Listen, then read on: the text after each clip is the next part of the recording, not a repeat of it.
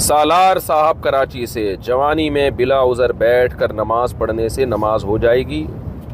فرض نماز اور وطر نماز وہ بلا عذر بیٹھ کے پڑھنے سے نہیں ہوتی، نہ سفر میں نہ حضر میں۔ ہاں کھڑے ہونے کی جگہ ہی نہ ہو تو ایک الگ بات ہے، لیکن نفل اور سنتیں آپ بیٹھ کے پڑھ سکتے ہیں۔ بیرون ملک سے کسی نے پوچھا ہے، چند سال پہلے میں نے اپنے شوہر کو بولا کہ میں بال کاٹ رہی ہوں، جس پر انہوں نے غصے سے بولا کہ اگر تم نے بال کاٹے تو میری بیوی نہیں۔ اس بات کو لے کر میں بہت پریشان ہوں۔ میں جانتی ہوں کہ بال کاٹنا گناہ ہے، مگر میرے بال اتنے بڑے ہیں کہ مجھ سے سنبھالے نہیں جاتے۔ شوہر کا کہنا ہے کہ انہوں نے سمجھانے کی نیت سے بولا تھا، ہرگز یہ مطلب نہیں تھا کہ خدا نخواستہ طلاق کی نیت ہو۔ رہنمائی فرمایا کہ میں بالوں کو برابر کر سکتی ہوں کہ گناہ تو نہیں ملے گا؟ نہیں، اس سے طلاق نہیں واقع ہوگی۔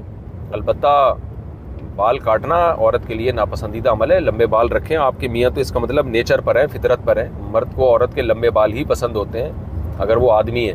اللہ نے عورت کو لمبے بال دیے ہی زینت کے لیے، تو ہاں نوکیں برابر کرنے میں کوئی حرج نہیں ہے۔ تو شوہر اگر بال کاٹنے سے منع کر رہا ہے تو شوہر کی اطاعت لازم ہے عورت پر۔ آج ہماری خواتین آزاد بہت ہو گئی ہیں، جس سے گھریلو مسائل بہت کھڑے ہو رہے ہیں، غیر ضروری آزادی۔